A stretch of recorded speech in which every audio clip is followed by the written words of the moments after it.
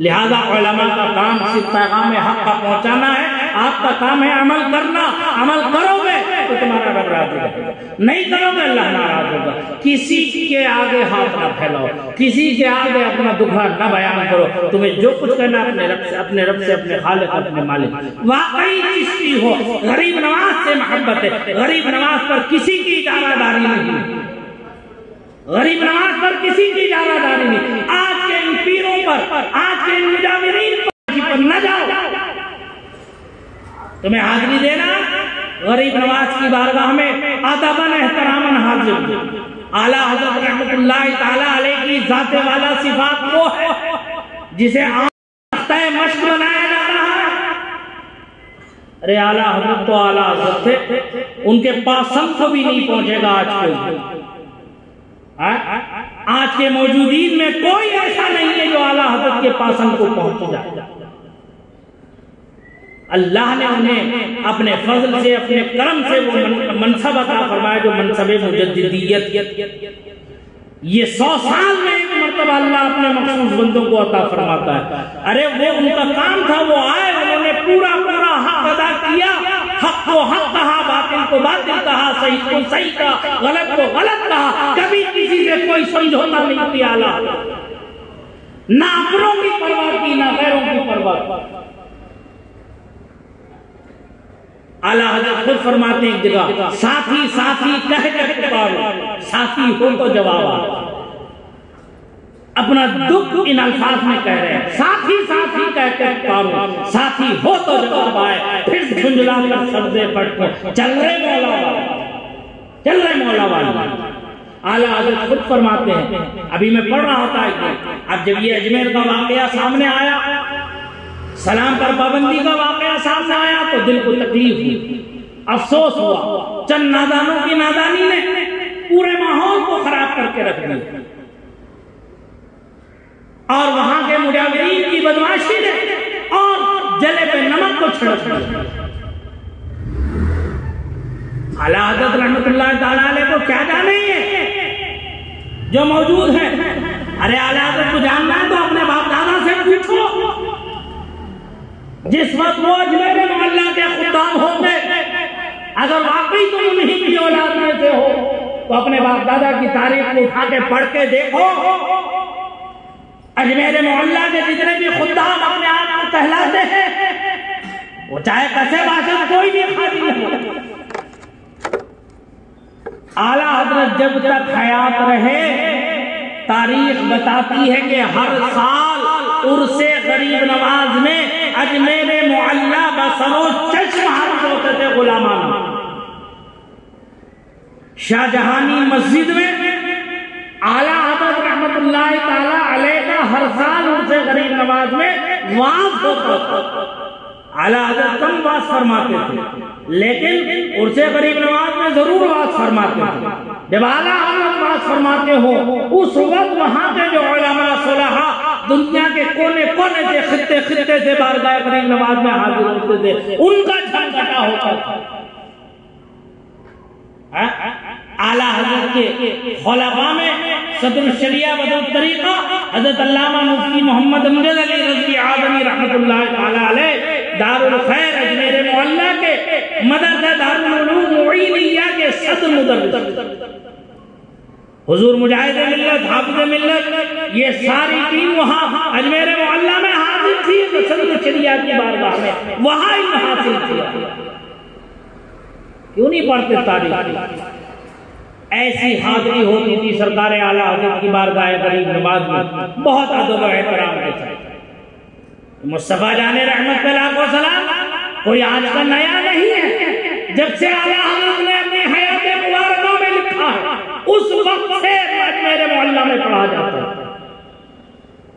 تاریخ اٹھا کے پڑھو تو، تاریخ کو دیکھو تو اعلیٰ حضرت کی حیات میں پڑھا جاتا تھا۔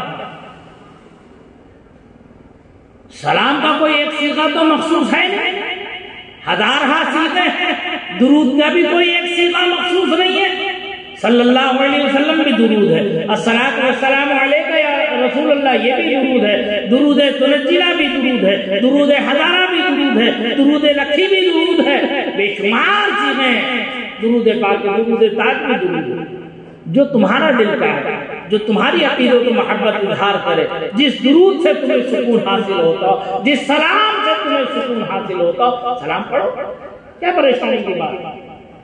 کوئی پریشانی کی بات نہیں، لیکن بارگاہوں کا ادب میں پھر کہوں گا کہ بہرحال باقی رہے گا، وہ بارگاہ ہے کریم نواز، وہاں ادب باقی رہنا تھا، رہنا چاہیے۔ اگر نعرے بازی کرنا غلط ہے تو وہاں جو خدام دن دہاڑے جو لوگوں کو لوٹ رہے ہیں، زبردستی گردنیں پکڑ پکڑ کے چادر میں گھسیٹ گھسیٹ کے ان سے نذرانے شکرانے جبرن وصول کر رہے ہیں، نہ مردوں کا نہ عورتوں کا کوئی تفریق وہاں رہی ہے، دونوں کا عورت اور مرد کا دونوں کا اختلاف، دونوں کا میل، دونوں کا گھال میل، اس انداز سے عورتوں کو مزار کے اندر ڈھکیلا گھسیڑا جاتا ہے کہ جس میں عورت کے جسم پر کہاں ہاتھ لگتا ہے اس کا کسی کو اندازہ ہے؟ کیا یہ حرام کاری نہیں ہے؟ یہ بدکاری نہیں ہے؟ یہ حرام کاری کیسے وہ سجادے کرا رہے ہیں، ماں کے مجاورین کرا رہے ہیں، کسی بھی درگاہ کا سجادہ ہو، کسی بھی خانقاہ کا مجاور ہو، کسی بھی آستانے کا نگراں ہو، کیسے یہ حرام کاری کرا رہا ہے، زنا کاری بدکاری کرا رہا ہے؟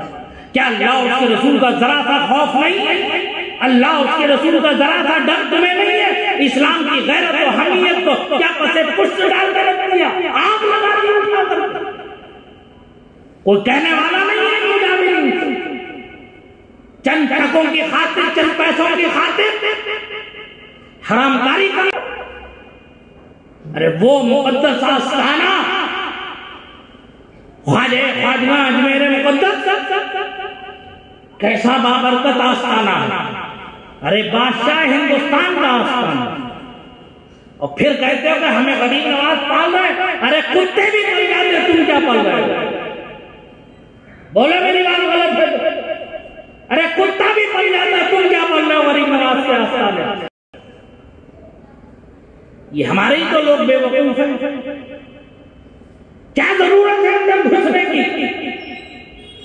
ایسی گناہگار کرنے والے کاموں میں کیوں داخل ہوتے ہو؟ مت داخل ہو اندر، آستانے شریف سے باہر رہو۔ اعلیٰ حضرت رحمت اللہ تعالیٰ علیہ نے جو مزار پر حاضری کا طریقہ بتایا، کیا بھول گئے؟ اعلیٰ حضرت نے جو طریقہ بتایا آستانے پر حاضری کا، کیا وہ بھول گئے؟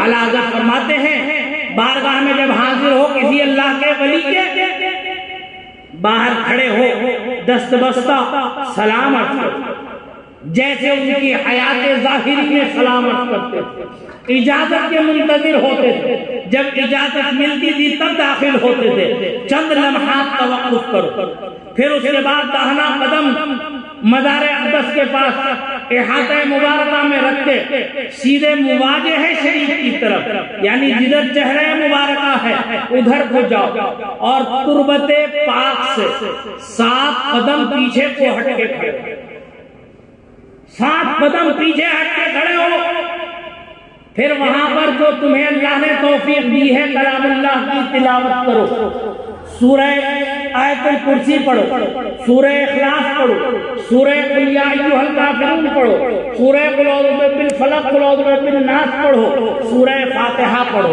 اور اللہ نے تمہیں توفیق دی ہو اور تمہیں قرآن سے کچھ چیزیں یاد ہو تو سورہ بقرہ کی پہلی 10 آیتیں، پھر سورہ بقرہ کی آخری 10 آیتیں پڑھو۔ اللہ نے تمہیں اور توفیق دی ہو اور وقت میں برکت ہو تو یاسین شریف پڑھو، رحمان شریف پڑھو، سورہ ملک پڑھو، سورہ دخان پڑھو، جو اگر جتنا وقت تمہارے پاس ہے اتنے وقت میں جو تم پڑھ سکتے ہو ادب و احترام و عقیدت و محبت کے ساتھ پڑھو، اور پھر اللہ کی بارگاہ میں دعا کرو، انہیں ایصال ثواب پہنچاؤ، ان کے وسیلے سے اللہ کی بارگاہ میں اپنی حاجتوں کو بیان کرو، اللہ سے اپنا سوال، اور جب دعا ختم ہو جائے تو جس طرح سے احتراماً ادباً داخل ہوئے تھے ایسے ہی پیچھے قدم کر کے واپس ہو جانا. تربت کو بوسہ دینا شرم جائز ہے، لیکن علماء کو منع فرمایا گیا عوام کی موجودگی میں کوئی عالم قبر کو بوسہ نہ دے. کیوں؟ عالم تو صرف بوسہ دے دے گا، یہ کم علم اور نہ جانے کیا کیا کر بیٹھے گی. آج جتنی خرافاتیں ہو رہی ہیں مزارات پر، لمبے لمبے لیٹ جاتے ہیں، ماتھے ٹیک دیتے ہیں، کیا یہ شرم جائز ہے؟ یہ جاہل مجاوروں نے کرایا ہے یہ ساری حرکتیں. کیوں؟ اس لیے کہ یہ آمدنی چاہیے، پیسہ چاہیے. اور مزار اقدس پر کسی بھی اللہ کے ولی کے مزار پر یہ جو ہزاروں روپے کی چادریں چڑھا رہے ہو فضول خرچی کر کے، اب کہو گے تو کہہ رہا ہوں، سنو کہوں گا میں، یہ جائز نہیں ہے. صرف قبر پر ایک چادر کا چڑھانا جائز ہے، دوسری چادر کپڑے کی نہیں چڑھا سکتے اس وقت تک جب تک کہ پہلی چادر بوسیدہ ہو جائے، خراب ہو جائے، پھٹ نہ جائے، اس قابل نہ رہے کہ دیکھنے کے لائق ہو وہ، تب اس چادر کو ہٹا کر دوسری کپڑے کی چادر، وہ بھی اس لیے کہ یہ اللہ کا ولی ہے، اس کی قبر مبارک ممتاز ہے. اس ممتاز حیثیت کی وجہ سے ایک چادر ڈالنا شرم جائز ہے. یہ ہزاروں روپے کی جو درگاہوں پر لوٹ مار ہو رہی ہے کپڑوں کی چادروں کی، یہ شرم جائز نہیں ہے. یہ مال کا ضیاع ہے، مال کا اسراف کرنا. ہاں تمہیں ڈالنا ہے، پھول ڈالو لے جا کے قبر پر پھول ڈالو. کیوں؟ اس لیے کہ قبر پر پھول جب تک ہرے اور تازے ہوتے ہیں وہ اللہ کی تسبیح بیان کرتے ہیں. جب تک اللہ کی تسبیح ہوتی ہے رحمت الہی کا نزول ہوتا ہے، اس سے صاحب قبر کو چین و سکون آتی ہے. اللہ کے حبیب کے مزار پر جاؤ تو پھول کی چادر پیش کرو، پھول پیش کرو. یہ کپڑے کی چادریں گھاگرے نہیں جو مزار سے اترتے ہی واپس دکاندار کے پاس چلی جاتی ہے آدھی قیمت میں. وہ آدھی قیمت یہ سجادے لے لیتے ہیں، یہ مجادل لے لیتے ہیں. ہاں یہ کہتے ہیں علماء تو علماء غلط ہے. علماء پیروں کے مخالف ہیں، علماء سے قوم کو بدزن کرتے ہیں، علماء سے قوم کو دور کرنے کی کوششیں کرتے ہیں. شرم آنا چاہیے ایسے لوگوں کو، غیرت آنا چاہیے ایسے لوگوں کو. واقعی مسلمان ہیں، واقعی مومن ہیں تو شریعت مطہرہ پر عمل کرو. عمل تبھی تمہاری دنیا بھی کامیاب ہوگی اور آخرت بھی کامیاب ہوگی. اللہ تعالیٰ کی بارگاہ میں دعا ہے کہ پروردگار ان تمام اٹھتے ہوئے فتنوں سے امت مسلمہ کو محفوظ رکھے اور اہل سنت میں اتحاد اتفاق کی دولت سے مالا مال فرمائے. آپس میں خلوص محبت مودت کے ساتھ زندگیوں کو گزارنے کی توفیق رفیق عطا فرمائے. تمام سلاسل میں اتحاد قائم فرمائے. مولا کریم کی بارگاہ میں دعا ہے جو کچھ بھی کہا سنا اس میں لفظی معنوی کوئی غلطی ہو گئی ہو اللہ اپنے کرم سے اسے معاف فرمائے. آمین. وآخر دعوانا الحمدللہ رب العالمین. السلام علیکم.